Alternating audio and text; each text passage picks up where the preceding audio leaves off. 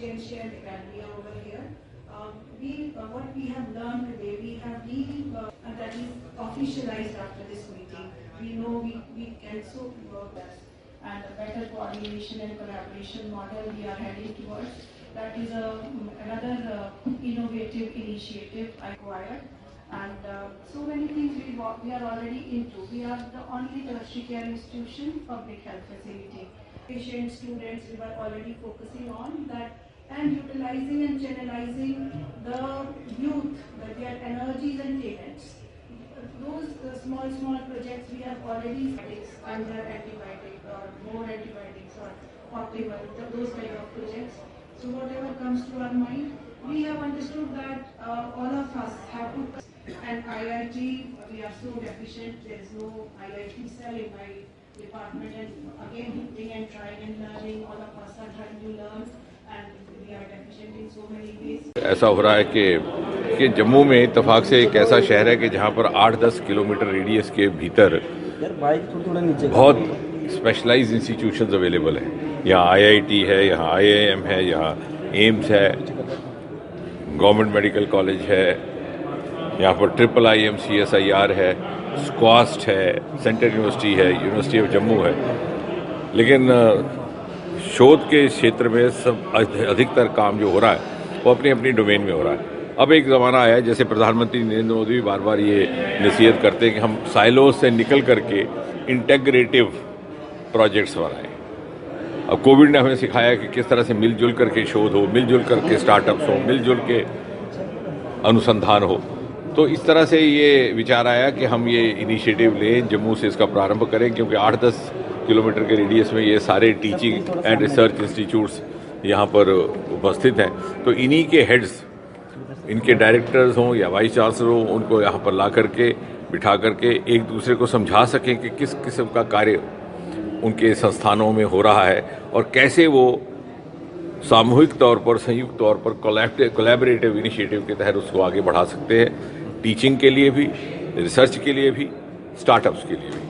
क्योंकि हमारे पास ऐसे ऐसे अनेकों प्रोजेक्ट्स हैं, अनेकों ऐसे काम हैं जो शायद अद्भुत हैं, जो शायद देश के दूसरे हिस्सों में नहीं हो रहे। IIIM ने अरोमा मिशन को, जो अरोमा मिशन का जन्म इसी IIIM से हुआ, पर्पल रेवोल्यूशन का कॉन्सेप्ट जम्मू कश्मीर से आया। हम चाहेंगे कि आने वाले समय में IIM भी उससे जुड़ जाए, मार्केट मैपिंग हो, किस प्रकार से प्रोडक्ट्स जाने हैं। इसी प्रकार कोविड के लिए IIT की तरफ से वेंटिलेटर्स का इजाद किया जाता है, वेंटिलेटर्स विकसित किए जाते हैं, क्यों ना वो मिलकर के मेडिकल स्कूल्स के साथ काम करें। और इस तरह से एक जॉइंट स्टार्टअप्स के माध्यम से एक सस्टेनेबल स्टार्टअप मूवमेंट, जिसमें एक ल्यूक्रेटिव लाइवलीहुड, जीविका कमाने का एक आकर्षक साधन भी रहे। और मुझे लग रहा है कि ये प्रयोग हमारा सफल रहेगा। इसमें सरकार के प्रतिनिधि, जम्मू कश्मीर सरकार के प्रतिनिधि भी शामिल हैं। डॉक्टर साहब, अभी हाल ही में साल के अंत तक, और जो मुख्य जो है गगनयान, वो अगले साल की शुरुआत में नहीं, जो मेन गगनयान है हो सकता है 2023 के अंत में या 24 में, थोड़ा डिले होगा 2024 के अंदर। अच्छा डॉक्टर साहब, चूंकि अभी अगर हम देखें कि कूटनीति की अगर हम बात करें तो कूटनीति में भारत जो है कई नए आयाम हासिल कर रहा है, सफलता भी मिल रही है। अमेरिका की एक अदालत ने जो तहव्वुर राना है, जो कि 26/11 मुंबई आतंकी हमले का एक मास्टरमाइंड था, उसके एक्स्ट्राडिशन, यानी कि वो उसके एक्स्ट्राडिशन के लिए रास्ता साफ कर दिया है। तो कितनी बड़ी जीत है भारत के लिए? निश्चय ही, पर मैं उसमें बहुत अधिक नहीं बोलूँगा क्योंकि आउट ऑफ टर्न रहेगा। इसमें विदेश मंत्रालय हमारा इसका संज्ञान लेता है। मुझे लगता है जो भी अधिकृत टिप्पणी होगी उन्हीं से होगी, हम उसी का इंतजार करें। तो G20 को लेकर पूरे जम्मू कश्मीर में उत्साह है, लेकिन वहीं दूसरी तरफ से ये बात भी सामने आ रही है कि पाकिस्तान और जो आतंकी संगठन है इस फिराक में लगे हैं कि बहुत बड़ी वारदात को अंजाम दिया जाए। देखिए, जो पाकिस्तान जो कर रहा है वो कोई नई बात नहीं, वो सन 1947 से कर रहे हैं। वो तो जम्मू कश्मीर भारत का हिस्सा, इससे वो कभी पाकिस्तान समझौता नहीं कर पाया, और जो भी सत्ता में होगा उसके लिए मजबूरी होगा कि कश्मीर का अलापता रहे। लेकिन भारतवर्ष ने जिस प्रकार से प्रगति की है, आज स्थिति यह है कि पाकिस्तान में रहने वाले लोग, पाक अधिकृत जम्मू कश्मीर के लोग भी चाहते हैं कि हम भारत का हिस्सा बने। इस वक्त भारत मोदी जी के नेतृत्व में पिछले 9 वर्षों में एक इतनी ऊंची पैदान पर आकर के खड़ा हो गया है कि जो विकसित देश थे, तथाकथित विकसित देश, यूरोप और अमेरिका के, वो भी इज्जत और की निगाह से देखते हैं। हमारी इकोनॉमी अब यूनाइटेड किंगडम से ऊपर चले गई, स्टार्टअप इकोसिस्टम में तीसरे दर्जे पर आ गए। और मुझे लग रहा है कि अगर इसमें G20 के माध्यम से मोदी जी के होते हुए ये मेज़बानी की जा रही है तो ये भी इस बात का एहतराम है, दुनिया एहतराम कर रही है कि हिंदुस्तान का वजूद, हिंदुस्तान का रुतबा बहुत ऊपर चला गया। ठीक है डॉक्टर साहब, एक आखिरी सवाल। मुझे याद है कि 2014 में जब मोदी सरकार बनी थी, आप मंत्री पद आपने ग्रहण किया था, उस पर आपने एक बहुत बड़ा बयान दिया था कि 370 के हटने की प्रक्रिया शुरू हो गई है। उस समय काफ़ी इसको लेकर विवाद भी हुआ था। आपने कई बार ये बयान में भी कहा है कि जो पाकिस्तान अधिकृत जम्मू कश्मीर है उसकी वापसी जो है अब एजेंडा है, तो क्या इस पर कुछ? अब आज इसको नई बहस नहीं शुरू करेंगे, लेकिन उसके ऊपर जो हिंदुस्तान का जो पक्ष है वो आप सब उससे परिचित है। धन्यवाद। संसदीय क्षेत्र से वो इलाका आता है, वहाँ पर लिथियम के भंडार मिले हैं, तो वो एक्सट्रैक्शन का कार्य कब तक शुरू होगा? निश्चय एक बड़ी उत्साहजनक बात है और देखिए आने वाले समय में किस प्रकार से हाउ इट इवॉल्व्स। आने वाले समय में जो हमारा क्लीन एनर्जी के ऊपर फोकस है उसमें लिथियम का बहुत महत्वपूर्ण भूमिका रहने वाली है as a cost effective source. और इत्तेफाक से आज जो हमारी इस समय बैठक चल रही है इसमें बाकी वरिष्ठ वैज्ञानिकों के अलावा CSIR की जो वर्तमान डायरेक्टर जनरल हैं, डायरेक्टर जनरल CSI डॉक्टर कलाई सेल्वी, जो तमिलनाडु में पहले शोध किया करती थी अपनी वर्तमान जिम्मेवारी संभालने से पहले, वो लिथियम के ही क्षेत्र में एक्सपर्ट भी मानी जाती हैं और उसी के ऊपर उनका प्रोजेक्ट भी चल रहा है। और हमने उनसे भी ये अनुरोध किया कि वो इस को थोड़ा सा और अध्ययन कर लें। पहले एक्सप्लोरेशन का काम होगा कि क्या उसकी वैल्यू है, उसी प्रकार फिर हम आगे बढ़ेंगे। तो कब तक संभावना है कि कार्य? ये इन फेजेस चलेगा, जिस तरह से हमें अगले मरहले के परिणाम मिलेंगे उतनी गति भी पकड़ते जाएंगे। यानी अगर अगले परिणाम हमें उत्साहजनक मिले, एनकरेजिंग मिले तो हम और तेज़ी से बढ़ेंगे। अगर उसमें लगा कि थोड़ी सी कोई कुताही रह गई है तो उसको दुरुस्ती करनी पड़ेगी। लेकिन हमने ये प्रक्रिया प्रारंभ कर दी है। साथ ही साथ ग्रीन हाइड्रोजन में भी भारतवर्ष काम करना शुरू हो गया। प्रधानमंत्री जी ने लाल किले से ग्रीन हाइड्रोजन मिशन की बात की थी। मुझे लगता है आने वाला समय 20-25 साल में ऐसा होगा ग्रीन हाइड्रोजन हमारे यहाँ से एक्सपोर्ट होगी दूसरे देशों में। डॉक्टर साहब, गगनयान को लेकर अभी भी जो है काफ़ी उत्साह है, जो विज्ञान से जुड़े हुए लोग हैं काफ़ी रुचि है, तो क्या उम्मीद रख सकते हैं हम कि गगनयान की कब तक शुरुआत? नहीं, आपने बहुत अच्छा पूछा कि ये पहली बार भारतीय मूल का एक व्यक्ति भारतीय मिशन के माध्यम, वैसे तो एक भारतीय राकेश शर्मा आज से 20-25 वर्ष पहले गए थे अंतरिक्ष में, लेकिन वो सोवियत मिशन था। Indigenous mission, indigenous astronaut, indigenous technical know how, indigenous funding, ये और प्रधानमंत्री मोदी जी का हम धन्यवाद करेंगे। उन्होंने इसके लिए एक्सक्लूसिव फंडिंग की भी व्यवस्था की, पूरा इसका सहयोग सहायता भी दिया।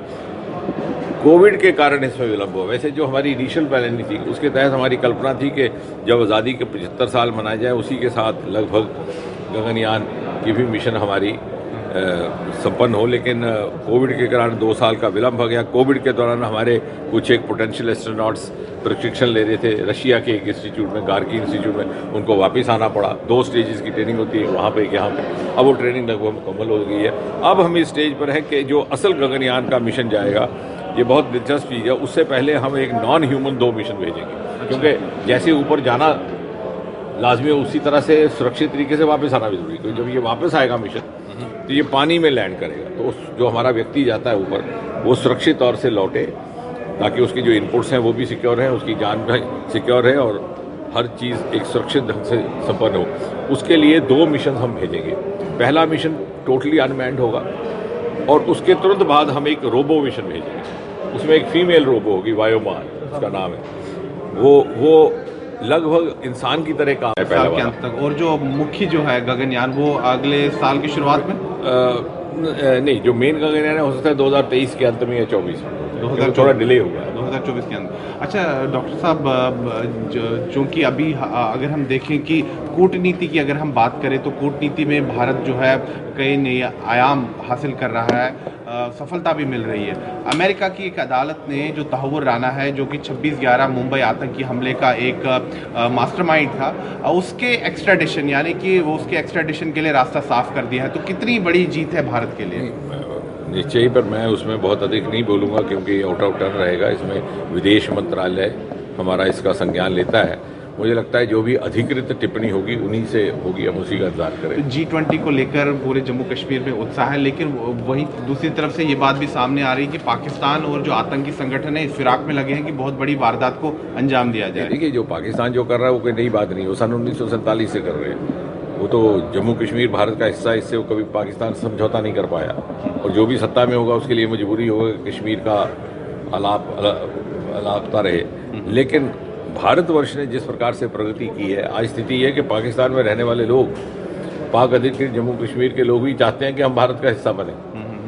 इस वक्त भारत मोदी जी के नेतृत्व में पिछले 9 वर्षों में एक इतनी ऊंची पैदान पर आकर के खड़ा हो गया है कि जो विकसित देश थे, तथाकथित विकसित देश यूरोप और अमेरिका के, वो भी इज्जत और की निगाह से देखते हैं। हमारी इकोनॉमी अब यूनाइटेड किंगडम से ऊपर चले गई, स्टार्टअप इकोसिस्टम में तीसरे दर्जे पर आ गए, और मुझे लग रहा है कि अगर इसमें G20 के माध्यम से मोदी जी के होते हुए ये मेज़बानी की जा रही है, तो ये भी इस बात का एहतराम है, दुनिया एहतराम कर रही है कि हिंदुस्तान का वजूद, हिंदुस्तान का रुतबा बहुत ऊपर चला गया है। ठीक है डॉक्टर साहब, एक आखिरी सवाल। मुझे याद है कि 2014 में जब मोदी सरकार बनी थी, आप मंत्री पद आपने ग्रहण किया था, उस पर आपने एक बहुत बड़ा बयान दिया था कि 370 के हटने की प्रक्रिया शुरू हो गई है। उस समय काफ़ी इसको लेकर विवाद भी हुआ था। आपने कई बार ये बयान में भी कहा है कि जो पाकिस्तान अधिकृत जम्मू कश्मीर है उसकी वापसी जो है अब एजेंडा है, तो क्या इस पर कुछ? अब आज इसको नई बहस नहीं शुरू करेंगे, लेकिन उसके ऊपर जो हिंदुस्तान का जो पक्ष है वो आप सब उससे परिचित है। धन्यवाद।